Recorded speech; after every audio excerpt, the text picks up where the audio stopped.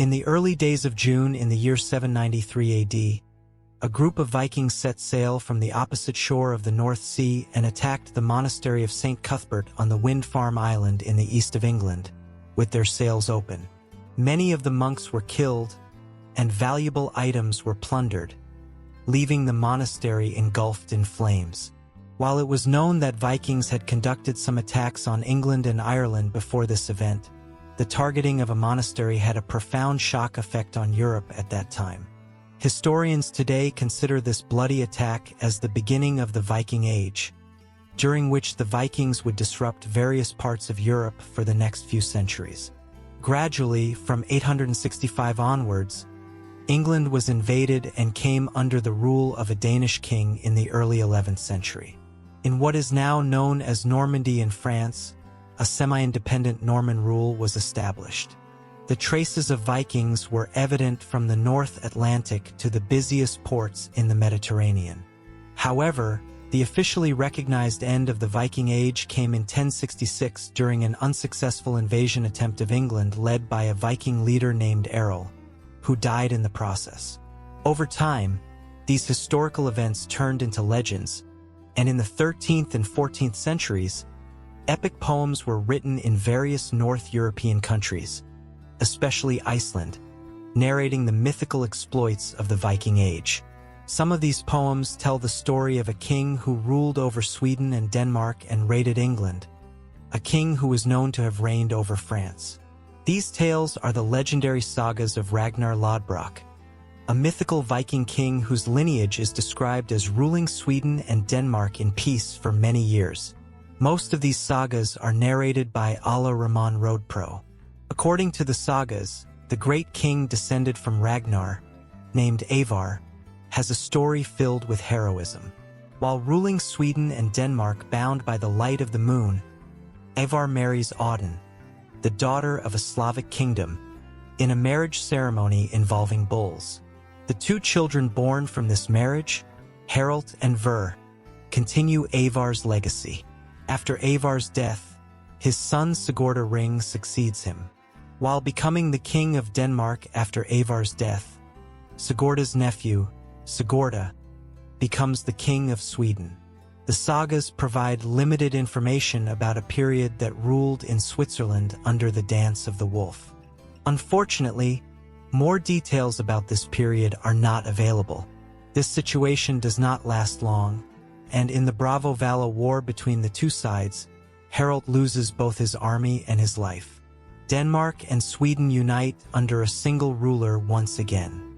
In the Icelandic sagas, which tell a different story, Sigurda, known as the King of Sweden or the Swedish Union from around 770 to 804, marries Erfild, the princess of the small Alfheim kingdom in the south of Norway.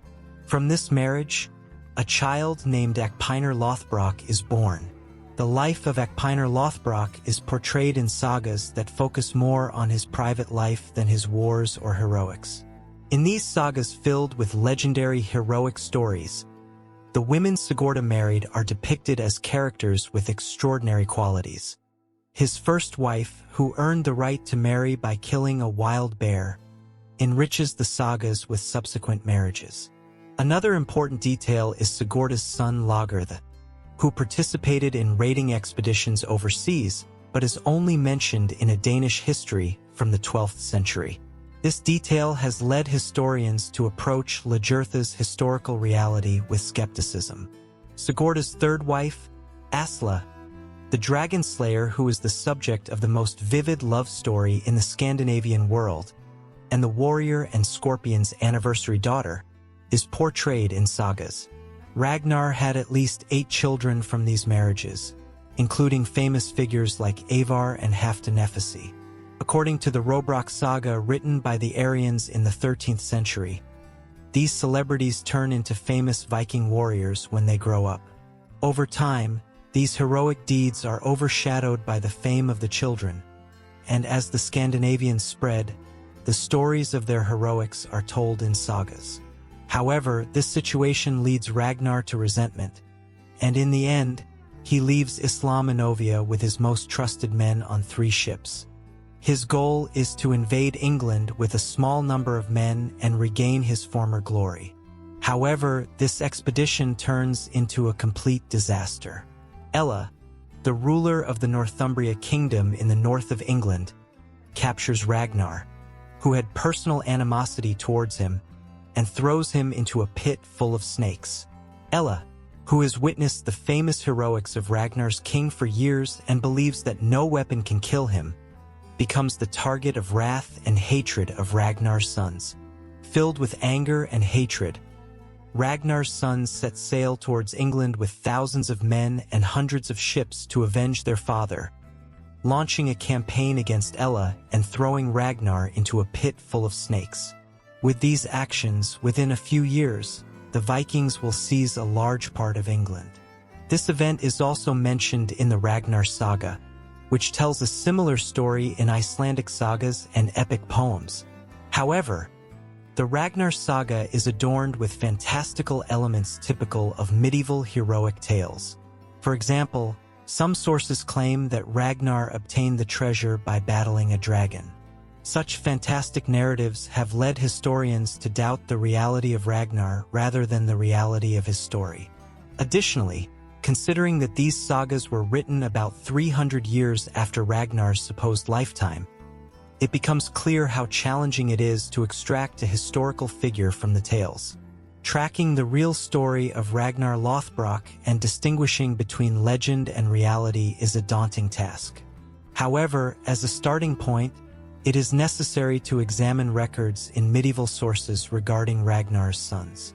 This can shed light on contemporary research, as there are signs in medieval sources that some individuals mentioned as Ragnar's sons may have actually existed. For example, it is known that Ivar raided some cities along the Seine River between the years 857 to 875. Ivar and Ub were among the leaders of the large Viking army that invaded England in the year 865. It is believed that Ivar died in Dublin in 873, and he is thought to have died during a battle in the vicinity of Devon in 878. The activities of these Viking leaders are clearly documented in 9th century records, providing solid information that they were historical figures.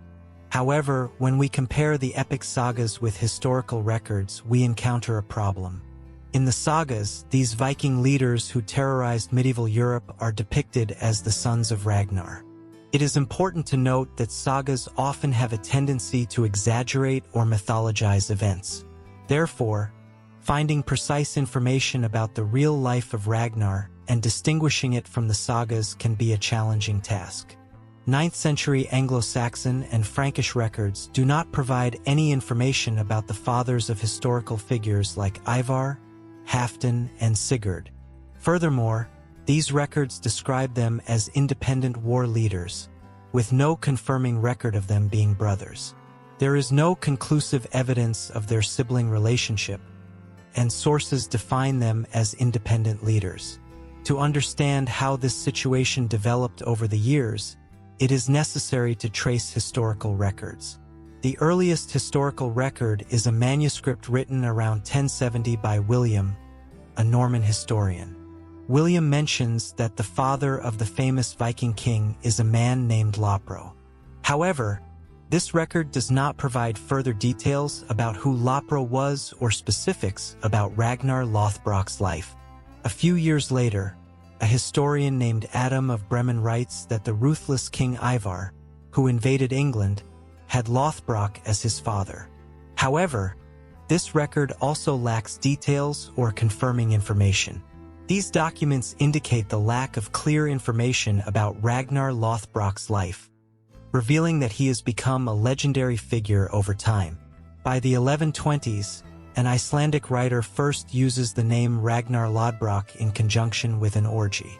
By the 12th century, Ragnar's stories become legendary tales circulating from mouth to mouth, and the greatest warriors of the 9th century are described as his sons. From this period onwards, Ragnar transforms into a more legendary character than a historical figure. However, historians continue to focus on a few figures that might help identify the real Ragnar. The most widely accepted candidate among these figures is associated with Ragnar Harry, who besieged Paris in 845 as a Danish Viking leader. He is remembered for events such as crossing the Seine River with a fleet of 120 ships and plundering cities in the region with around 4,000 men. However, many details about Ragnar Harry remain unknown. In the years following this period, Ragnar's stories become increasingly legendary, making it more challenging for historians to determine the boundary between reality and myth. Due to the lack of clear information about Ragnar's life, his stories have evolved and shaped over time, blending historical facts with legend. 9th century records describe Ragnar as a ruthless and wild leader, capturing 111 men from the Frankish army and executing them in his house on Senna Island. However, another candidate for Ragnar emerges in the 12th century in the story written by Siet Nenni. This account mentions Lodero, a Viking leader with a magnificent banner called the Raven, captured by the daughters of a man named Loder O during the plundering of the Viking camp by the victorious English in the Battle of Ping in 878. Yet, there is uncertainty among historians about whether Ragnar Harry, who attacked Paris in 845, and Lodero, who captured the Raven in 878, are the same person. Frankish records state that Ragnar Harry died in Denmark after leaving France, while some historians mention Ragnar organizing a significant campaign reaching Davina in 851. Confirming whether these two individuals are the same is challenging. According to historians, Ragnar may not have been a single person. Instead, he could have been a legendary figure created by drawing inspiration from some famous Viking leaders who lived around the 9th century. In this theory, the achievements attributed to Ragnar could be a combination of actions performed by different leaders. In this case, it would be difficult to determine exactly who carried out the actions attributed to Ragnar. Epic sagas often arise from the need to create a hero, and this need emerges to strengthen the legitimacy of communities, rulers, and dynasties, making their histories more impressive and basing their power on divine or heroic qualities. Throughout history, rulers have attempted to strengthen their leadership and power by associating their lineage with legendary personalities or mythological figures. Viking sagas serve a similar purpose. Historians believe that some Viking kings, starting from the 900s, might have adopted a similar strategy to strengthen their power. For example, claims that the lineage of kings like Guthrum, who invaded England between 888 to 190, and Nut, who ruled as the King of England, Norway, and Denmark in the early 11th century, descended from Ragnar Lothbrok, could have been used to legitimize their power and emphasize their rightful ownership of the conquered lands. In conclusion, sagas aim to shape the history of communities and establish the legitimacy of leaders. Viking sagas, in this context, might have been used to mythologically strengthen the lineage of rulers and kings for legitimacy. As the end of the Viking era approached, kings who invaded England needed to legitimize their rule based on Viking traditions. These rulers, instead of using individual kings, opted to combine them all, creating the idea of a legendary Viking leader. The famous Viking leaders who invaded England were eventually unified under the lineage of a single legendary character, Ragnar Lothbrok.